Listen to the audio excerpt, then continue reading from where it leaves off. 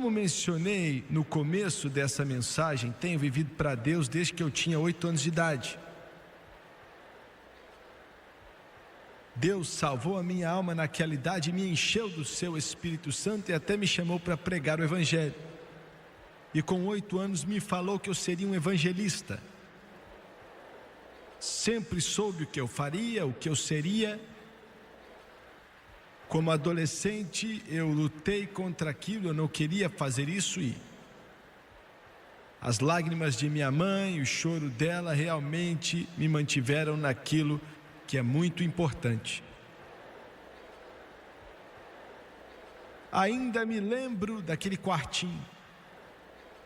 Em uma certa noite, não me lembro quando foi exatamente, mas Deus me deu um sonho ou visão que não posso começar a descrever. Só lembro que aconteceu de uma forma viva. Ressaltou uma glória assim diante da minha mente que eu pude ver. Acho que tinha 10 ou 11 anos de idade. E naquela noite eu vi a Nova Jerusalém descendo de Deus no céu. Nunca vou esquecer. Naturalmente foi exatamente como Deus diz que é em sua palavra, quadrada. Vi aquilo descer e eu lembro que meu coração parecia bater rápido. E a cidade ia chegando mais perto na medida que descia das glórias do céu. Então o sonho ou a visão acabou. Eu não posso começar a te dizer nessa noite exatamente por que Deus me deu aquele sonho. Eu não sei, eu era apenas uma criança. Eu era muito próximo dele, buscava a face dele e sempre estava buscando mais dele. Mas foi algo que eu nunca esqueci. Em 1970, o Espírito de Deus me acordou. Tínhamos acabado de entrar na rádio em toda a nação e um pouco depois estávamos para entrar na TV. Hoje o nosso programa está, pelo menos no que sei, em mais estações de televisão do que qualquer outro canal cristão no mundo. Mais de 500 canais toda semana, tentando contar a história de Jesus Cristo. Mas Deus me acordou bem cedo naquela manhã, em 1970. Acho que era mais ou menos 2:30 da manhã e eu acordei chorando. A presença de Deus estava tão forte que eu senti que devia me levantar e ir orar. Foi o que eu fiz. Saí até o quarto de oração, era um quartinho que transformei em um escritório, lugar para buscar a Deus. E nem liguei a luz e fazia isso muitas vezes, mas a presença de Deus estava tão poderosa ali que eu comecei a andar de um lado para o outro chorando e o Espírito dele parecia fluir em minha vida. Eu sei como é, uma ou duas vezes na minha vida, sentir a presença de Deus de uma forma tão forte e poderosa que na realidade senti que se aumentasse eu ia morrer. Eu entendo um pouco sobre o que João quis dizer quando disse que viu ele ali na ilha de Patmos e se prostrou como um homem morto.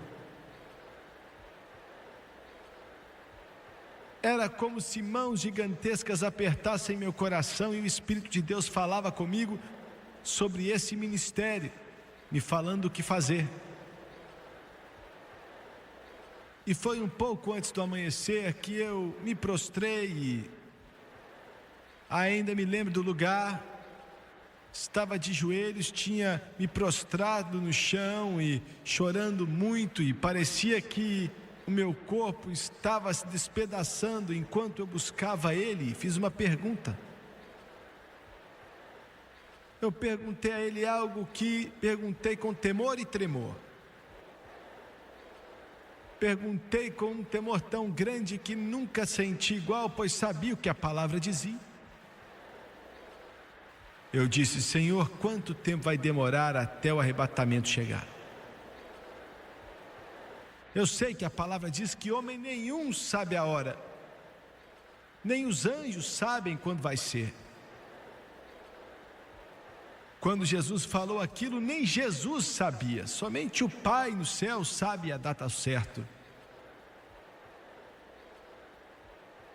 Mas perguntei com palavras que foram quase um sussurro, e aquele que lê o coração dos homens sabia exatamente o que eu estava pensando. Mas eu disse: Senhor, quando o Senhor vai voltar e quanto tempo nós temos? Acho que nunca vou esquecer aquele momento. Ele falou ao meu coração e disse assim, me perguntou quanto tempo falta, quanto tempo minha igreja tem. Vou te responder da seguinte forma. Ele falou: já falei para o Espírito Santo na terra, em suas ações para preparar a igreja e trazer os homens até mim, a Jesus. Já falei para ele para se apressar. Essa é a minha resposta para você. Foi o que ele me falou.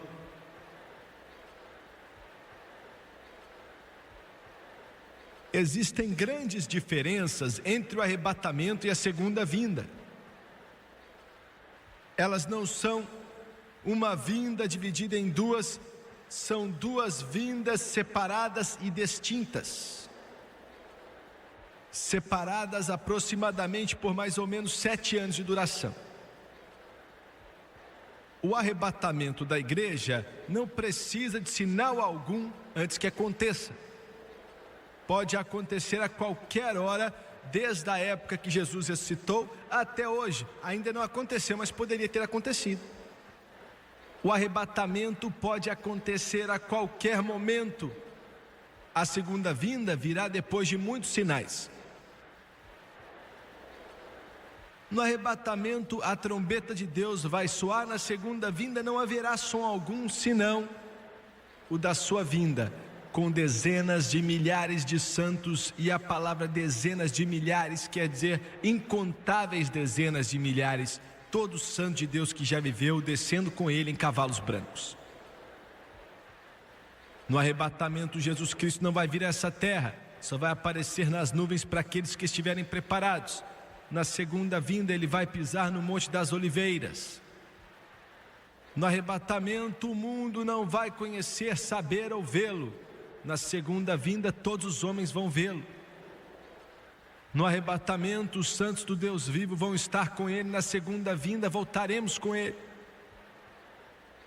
Existem duas vindas distintas e separadas. Estou me preparando para as duas e não tem como se preparar para a segunda até se preparar para a primeira. Paulo disse em 1 Tessalonicenses capítulo 4, versículos 16 e 17: porque o mesmo Senhor descerá do céu com alarido, e com voz de arcanjo e com a trombeta de Deus, e os que morreram em Cristo ressuscitarão primeiro. Depois nós, os que ficarmos vivos, seremos arrebatados juntamente com eles nas nuvens, a encontrar o Senhor nos ares, e assim estaremos sempre com o Senhor. Portanto, consolai-vos uns aos outros com essas palavras. Esse é o arrebatamento. Agora, alguns sinais. Mencionei para você há um instante atrás que não haveriam sinais antes do arrebatamento. Isso é correto. Não temos que buscar sinais, temos que buscar sua vinda. Não temos que buscar fenômenos estranhos no céu, temos que buscar a aparição dele. Não temos que ficar escutando coisas esquisitas, mas sim a trombeta de Deus. Mas se os sinais já começaram a acontecer, que aponta para a segunda vinda, quando ele pisará no Monte das Oliveiras, quão mais próximos o arrebatamento da igreja deve estar? Quão mais próximo ele deve estar? Esse evento glorioso e cataclísmico, quando a trombeta de Deus tocar e levar todo filho de Deus vivo nesse mundo para o céu, e todo filho de Deus que morreu antes desse momento, instantaneamente vai subir e encontrar Jesus e ser transformado em um instante. Vai ser o momento mais glorioso que a igreja do Deus vivo já experimentou. Agora, Lucas escreveu no capítulo 21, ele disse o seguinte, nesse grande livro que leva seu nome, eu quero ler para você. capítulo 21, um versículo só, 26. Olha o que ele falou. Homens desmaiando de terror na expectação das coisas que sobrevirão ao mundo. Quero chamar sua atenção a esse termo, na expectação das coisas. Quer dizer que o homem vai desmaiar.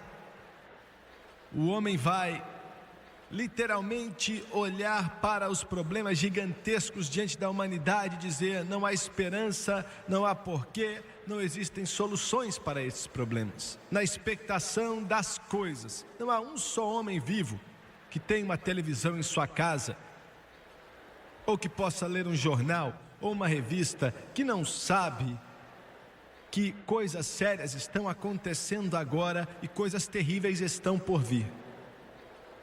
Existe algo no coração do homem que quer tentar parar a corrida de armamento que o mundo tem se envolvido, gastando $1 milhão por minuto em armas. Mas os homens não sabem como parar isso. Os homens não sabem como parar, parece não haver uma saída. Enquanto os homens olham para essas coisas, não podem fazer outra coisa senão se perguntar o que acontecerá, porque a humanidade finalmente chegou a um ponto aonde pode destruir a si mesmo por total. Entendeu bem? Esses problemas podiam ter sido resolvidos anos atrás, mas agora já é tarde demais. Eu estive no Novo México, coloquei minha mão na réplica exata do Fat Boy e do Long Boy, as duas bombas atômicas que foram lançadas em Nagasaki e Hiroshima, no Japão, no exato local aonde foram aperfeiçoadas, no projeto de Manhattan, lá em Nova York. Essas armas que destruíram 2 cidades, matando quase 250 mil pessoas em um instante, hoje são tão insignificantes que essas armas iam ser apenas o gatilho para bombas de hidrogênio e cobalto. O homem vê isso e o homem quer parar, mas o homem não sabe como parar. E olham na expectação das coisas que sobrevirão ao mundo e estão desfalecendo. Quem poderá resolver os problemas? Ninguém. Em 2 Timóteo 3:1, o apóstolo Paulo fez a seguinte declaração. Posso começar no primeiro versículo. Nos últimos dias sobrevirão tempos trabalhosos, porque haverá homens amantes de si mesmos, avarentos, presunçosos, soberbos, blasfemos, desobedientes a pais e mães, ingratos, profanos, sem afeto natural, irreconciliáveis, caluniadores, incontinentes, cruéis, sem amor para com os bons, traidores, obstinados, orgulhosos, mais amigos dos deleites do que amigos de Deus, tendo aparência de piedade, mas negando a eficácia dela. Ele diz que nos últimos dias tempos trabalhosos viriam. Temos visto e estamos vendo um aumentar nas coisas ruins. Estava em um avião muito grande algumas semanas atrás, voltando de Israel. Um homem chegou para mim, se apresentou. Era um dos editores do jornal de Wall Street. E ele me falou que assistia ao programa quase que toda semana, quando estava em Nova York. Ele se assentou ao meu lado e começamos a conversar, a falar. E ele começou a me contar quando entrevistou um dos maiores cientistas de Israel ou no mundo, a respeito da chuva amarela. Tinha escutado falar daquilo, li algumas coisas sobre aquilo, e ele me falou dessa guerra química desenvolvida pela União Soviética, que matou milhares de pessoas do seu próprio povo há alguns anos atrás, quando desenvolviam esse químico.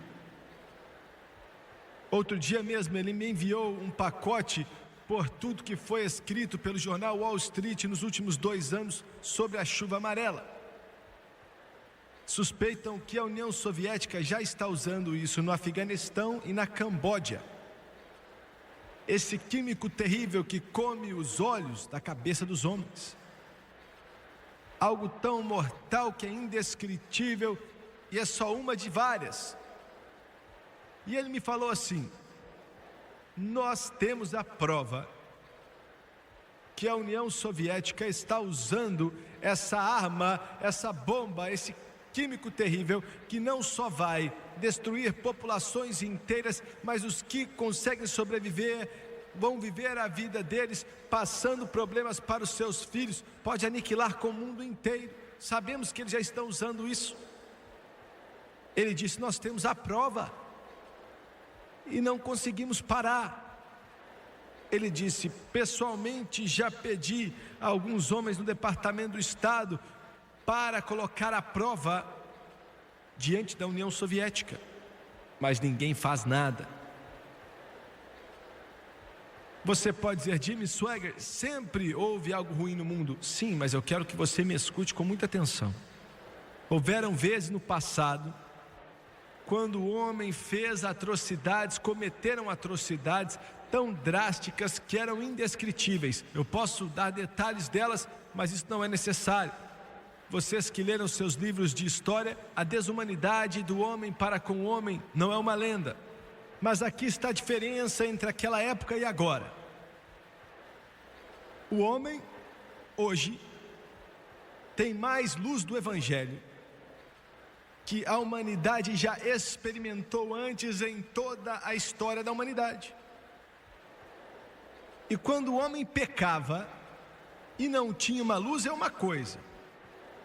Agora, quando o homem peca contra a luz, quando ele peca contra o conhecimento de Deus, quando ele peca contra a Bíblia, ele peca de propósito, se torna mais mal ainda. É um mal personificado que não temos como descrever, e é o que estamos enfrentando. O homem hoje está literalmente desafiando a Deus e dizendo: não importamos com o que sua palavra diz, não nos importamos com quem o Senhor é, queremos fazer o que queremos do jeito que nós queremos.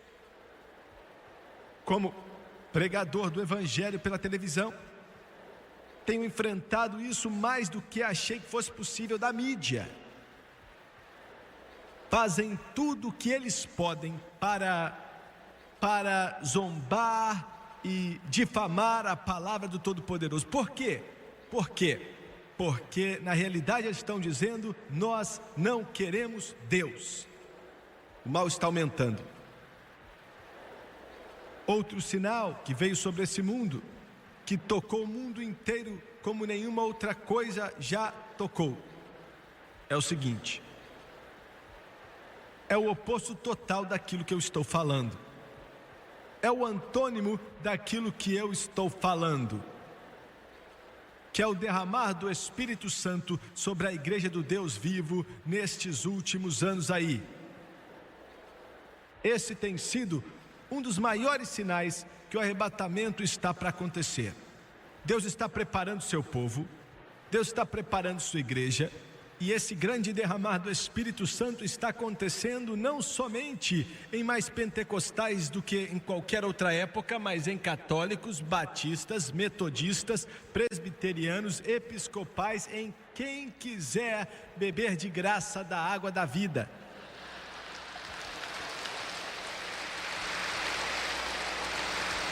O grande poder e derramar do Espírito é o maior sinal até aqui, desde que comecei a pregar, que o arrebatamento acontecerá, que Jesus está voltando.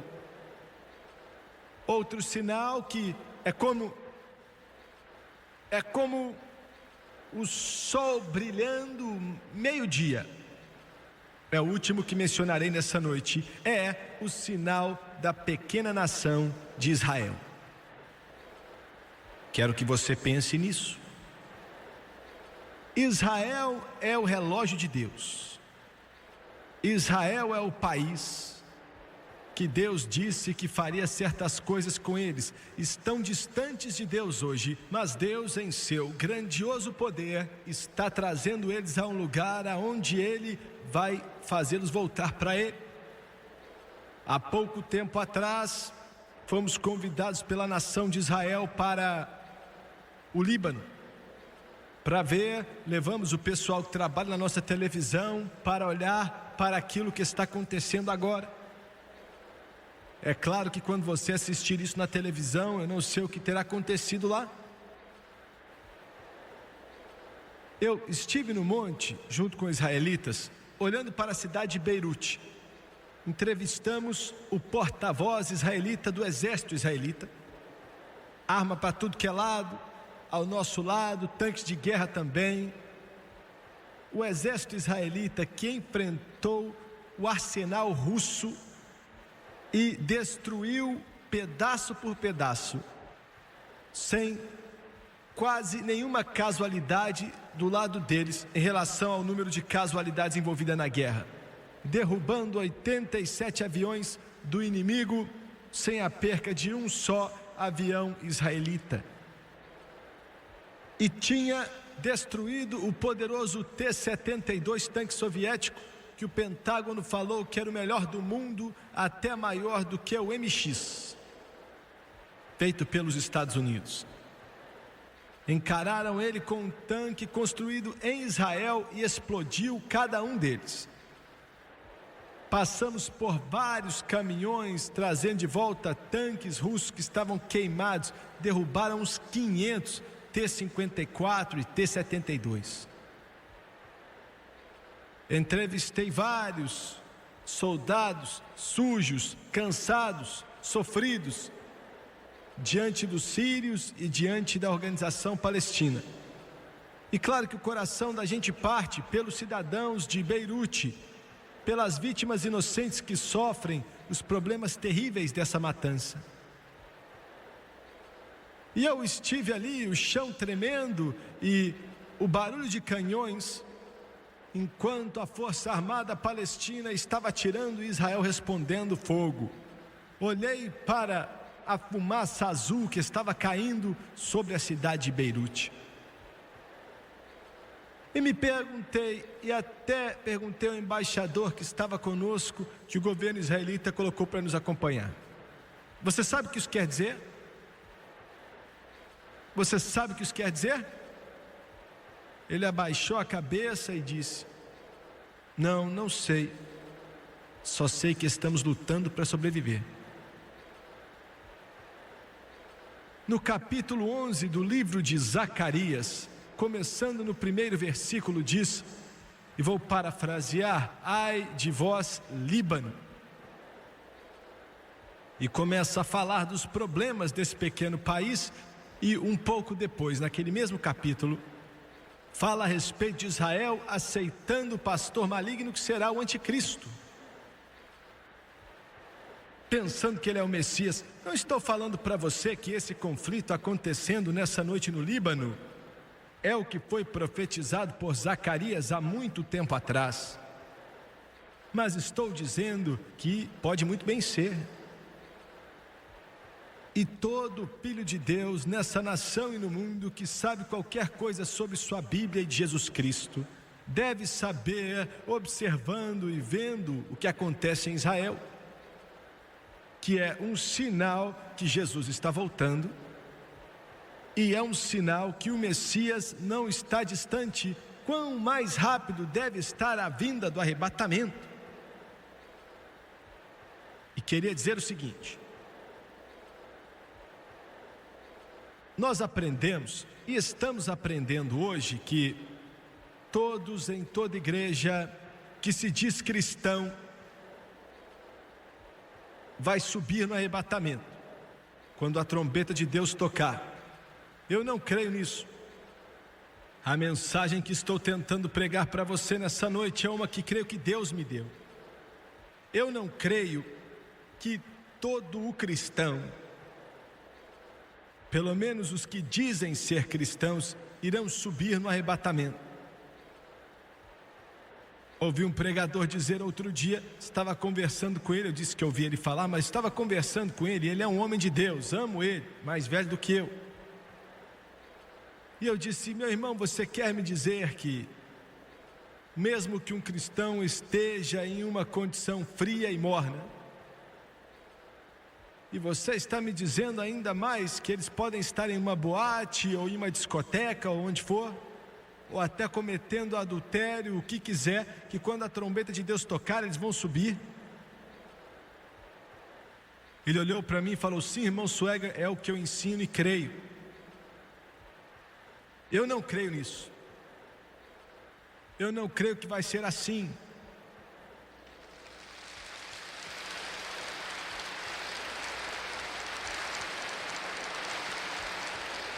No livro de Apocalipse, capítulo 3, versículo 16.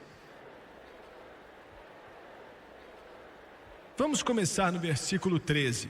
Jesus diz assim: quem tem ouvidos, ouça o que o Espírito diz às igrejas. Olha, ele não está falando com os que servem cachaça em boteco, nem viciados, nem prostitutas, ou aqueles que não dizem ser salvos. Ele está falando com a igreja. Quem tem ouvidos, ouça o que o Espírito diz às igrejas. E disse no versículo 16: assim, porque és morno, e não és frio nem quente, vomitar-te-ei da minha boca. Ele não está falando com o mundo aqui, ele está falando com o seu povo. Ele está falando com a igreja. O Espírito de Deus, o Espírito Santo está falando com a igreja. E ele está dizendo: se você é morno, eu vou te vomitar da minha boca. O que quer dizer estar morno? Eu não bebo café, mas muita gente fala que não suporta um café morno, meio quente, meio frio, cuspir da sua boca. Eu não gosto de água que é meio quente e meio fria. Jesus compara isso a um cristão. Ele não está falando do mundo, ele está falando do cristão, das igrejas, do corpo de Cristo. Ele diz: vou te vomitar da minha boca. Isso não parece ser arrebatamento algum para mim e para você. Ele disse: é melhor você pegar fogo. Ele disse: é melhor você se aquecer. Ele disse: é melhor você largar o mundo e pegar fogo para Deus. E vou ser um pouco fanático agora. Você pode não gostar de mim, pode não voltar amanhã. Alguns queriam até seus $100 de volta. Não posso fazer nada.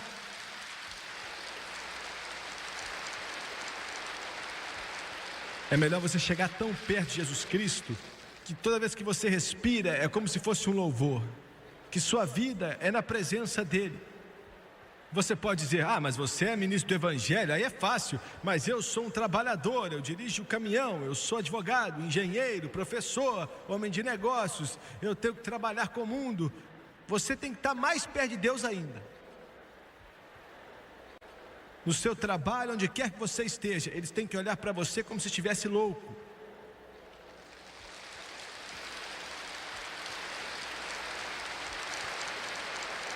Sabe por quê? Sabe por quê?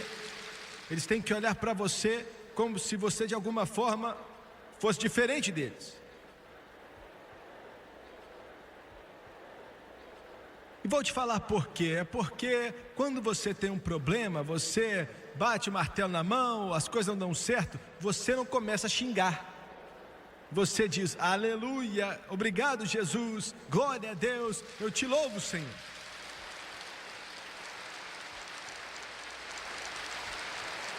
Quando falam que a mulher é bonita, você finge de bobo.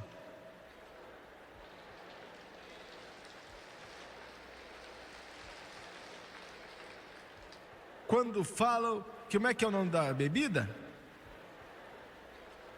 Droga não sei do que, PT não sei das quantas, não sei o que lá. Você não conhece. Nunca esteve lá. Você fala: ah, eu não entendo muito disso não, mas eu posso te falar de Mateus, Marcos, Lucas e João.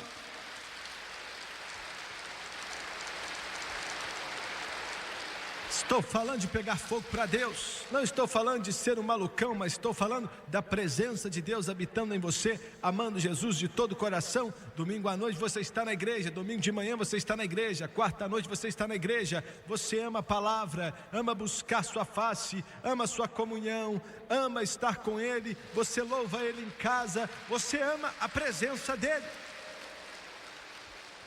É disso que eu estou falando. quando eu chegava em casa, quando era criança, nunca vou esquecer, a minha mãe estava na cozinha muitas vezes. Quantas vezes eu ficava de pé ali olhando para ela e ela ficava na cozinha. Não tínhamos nenhuma lavadora automática, nem sei se existia na época. Minha mãe naquela época não tinha nem máquina de lavar, nem de secar, e seja o que temos hoje em dia.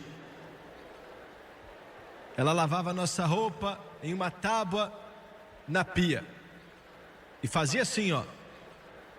Vocês mulheres de hoje não sabem o que estão perdendo.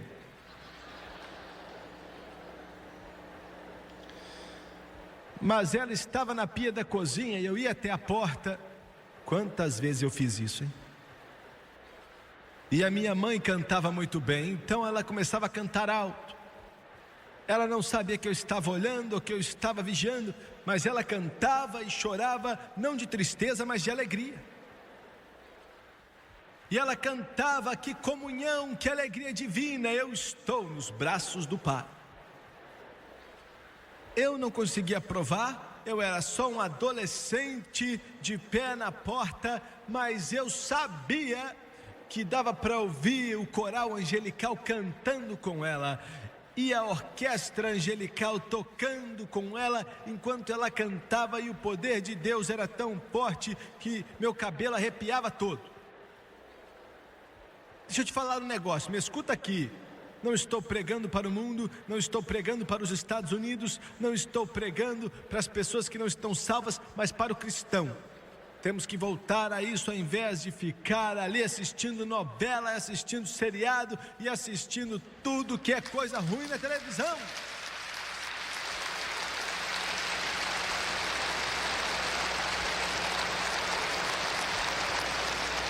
Estou te ofendendo, estou deixando alguns de vocês desconfortáveis.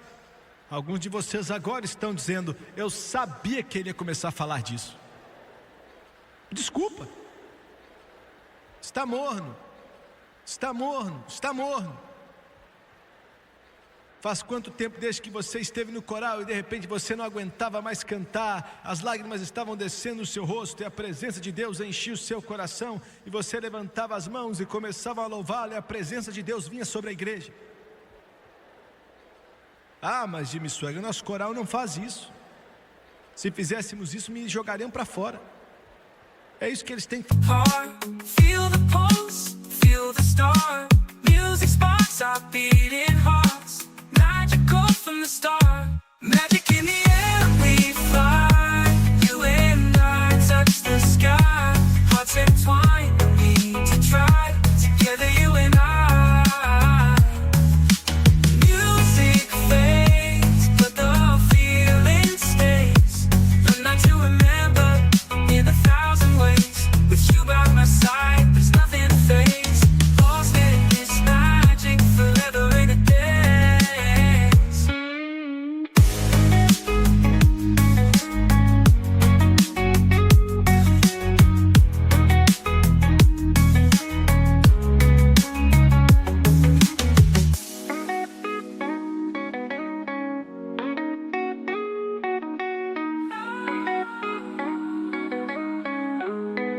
Fazer, botar você para correr de lá, você não tem que ficar aí não. Do que você está falando? Encontre um coral onde a glória é real, onde o poder de Deus é real, onde o pregador brada com os redimidos e chora pelos perdidos, onde as pessoas ainda vão ao altar aceitar Jesus e os pecadores ainda sentem a convicção do Espírito Santo, alcança a alma deles. Deus me ajuda! Será que eu sou como crítico quando digo que muitas das nossas igrejas pentecostais não se sabe a diferença entre ela e a presbiteriana? E eu não quero insultar os presbiterianos porque comparo dessa forma, mas estou falando a verdade. Entendeu bem? Olha, isso não cai tão bem. Isso faz com que o povo fique bravo, balançando o barco. Alguém está falando: você não deve balançar a canoa. Eu estou querendo virar essa canoa de cabeça para baixo.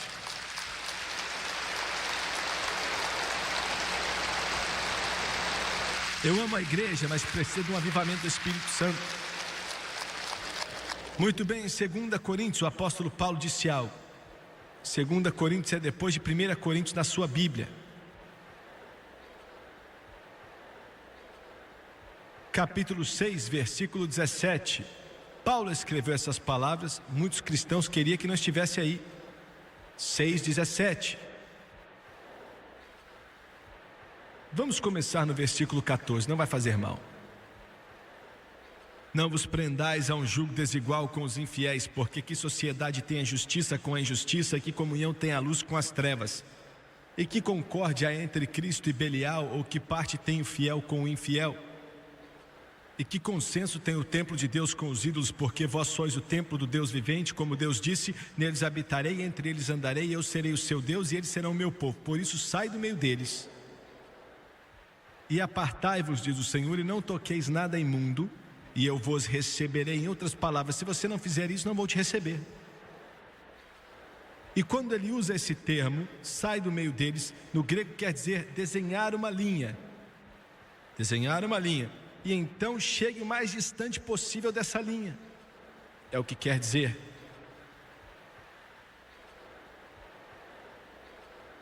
Se misturar com o mundo é um dos maiores problemas que temos.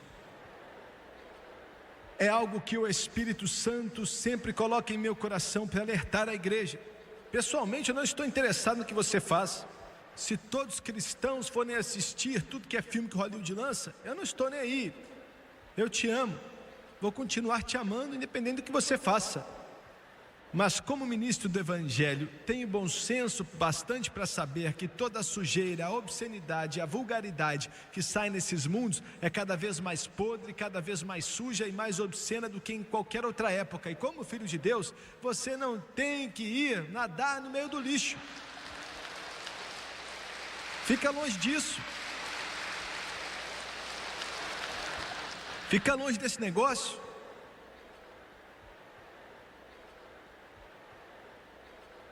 Olha, outro dia no Atlântico, uma aeromoça chegou para mim perguntando se eu queria um dos headphones, que eles iam passar um filme e tal.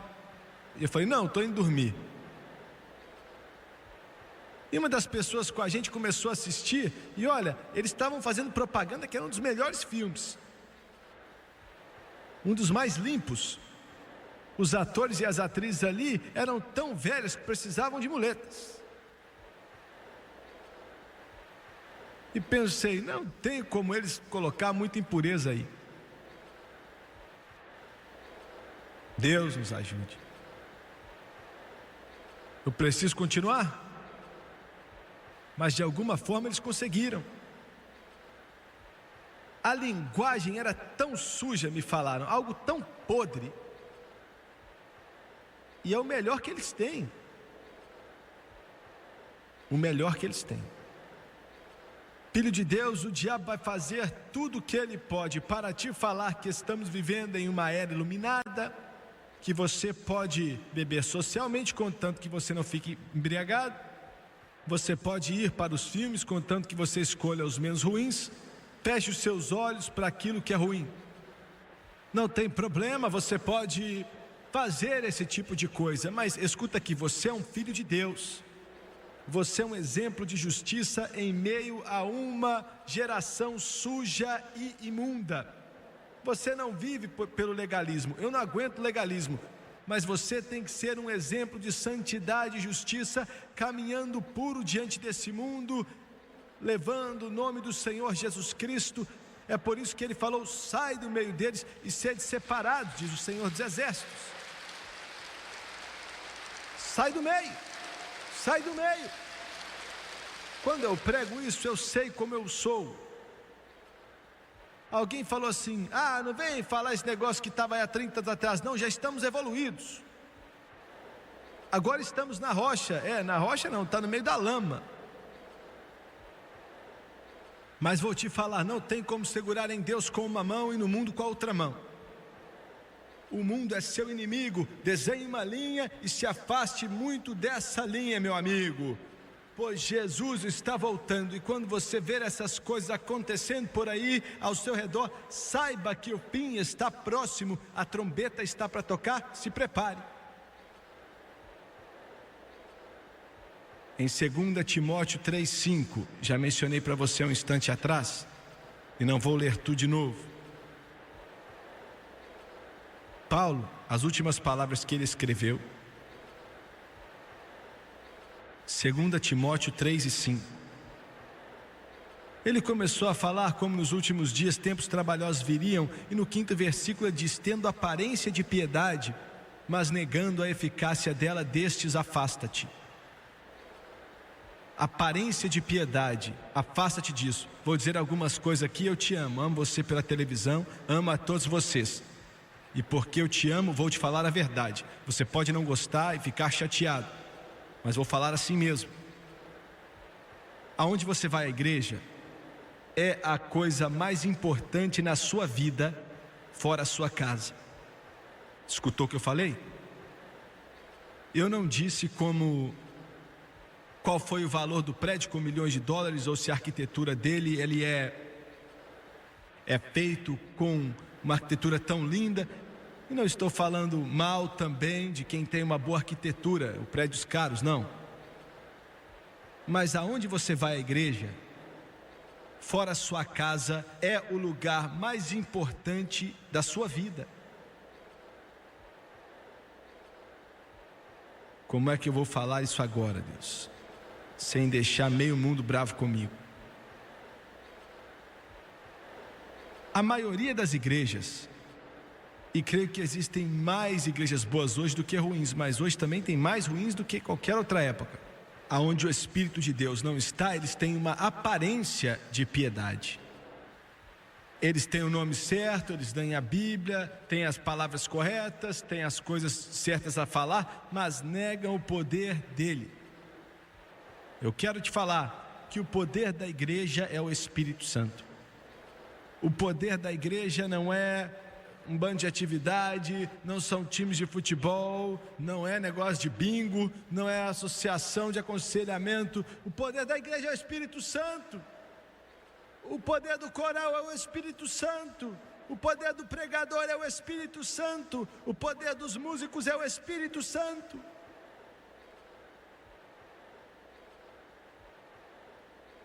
E eu não estou nem aí quantos diplomas seu pastor tem no nome dele.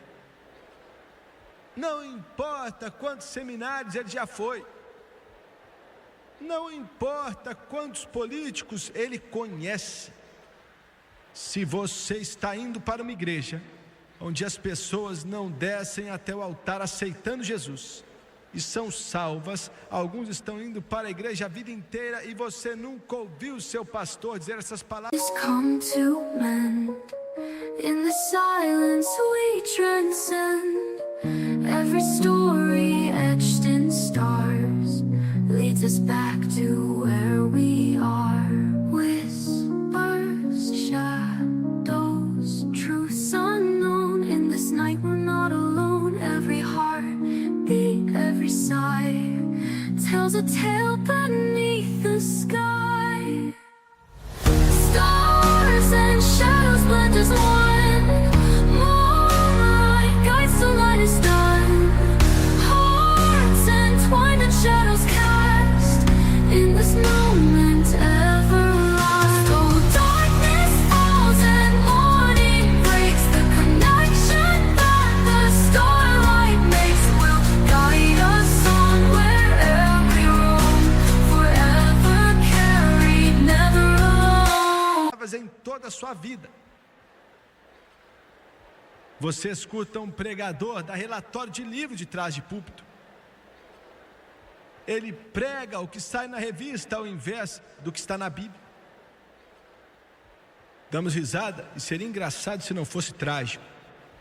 Mas milhões e milhões na igreja, pensando que estão salvos, não sabem nada de Jesus Cristo, porque lobos em pele de cordeiro estão atrás dos púlpitos e pregadores estão pregando evangelho fraco, falando para eles aquilo que eles querem ouvir.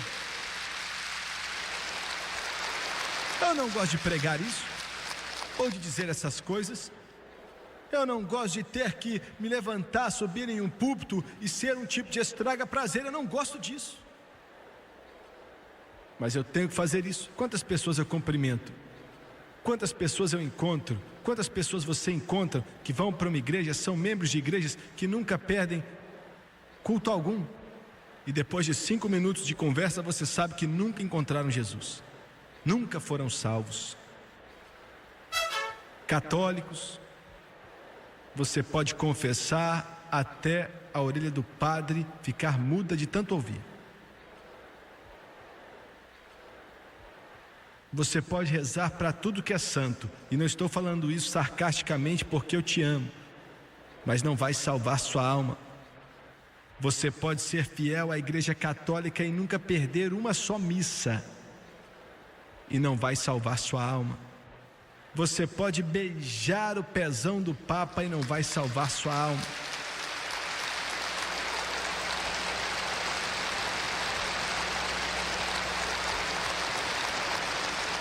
Eu falo isso porque sou protestante e não gosto de católicos? Não. Eu amo católicos. Não estou falando por falar, eu amo de verdade. E porque eu os amo, eu falo a verdade. E vocês pentecostais maduros, que agora acham que melhoraram de vida, ficaram sofisticados, você olha para mim assim,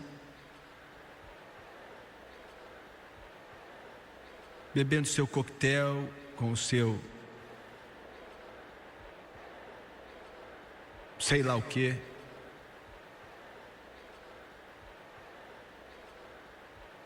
e você ora um pouco em línguas,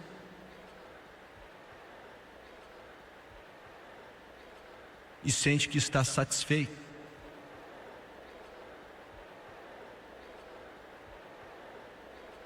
Você de forma alguma não é melhor que aquele católico que está rezando para um santo morto.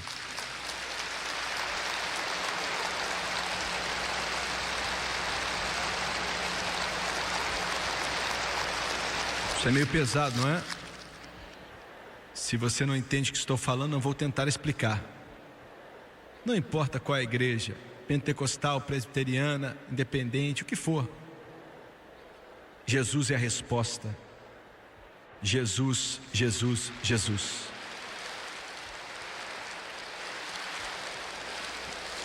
Venham pecadores sem esperança, Jesus limpa o pecado teu, pois salvou o pior entre vós, quando salvou um pecador como eu. Sim, eu sei. O sangue de Jesus pode libertar o pior dos pecadores. Sim, eu sei. O sangue de Jesus pode libertar o pior dos pecadores. Em breve, a trombeta de Deus vai tocar. Jesus está voltando. Na época você vai desejar que essas palavras simples que esse pregador declarou aqui hoje, que você tivesse escutado com mais atenção. Porque somente aqueles que são lavados no sangue do Cordeiro e têm os nomes escritos no livro da vida do Cordeiro vão subir quando a trombeta tocar. Abaixe sua cabeça, por favor. Obrigado, Jesus. Louvado seja Deus. Louvado seja Deus.